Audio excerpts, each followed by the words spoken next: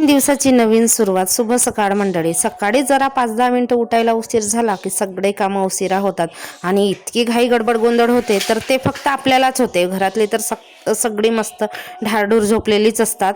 रुद्रांशला टिफिनमध्ये काय द्यायचं रोज प्रश्न पडतो मला, कारण तो बऱ्याच अशा भाज्या खात नाही. तर आज त्याला वाटाणा फ्राय करून दिला, त्याला आवडतो.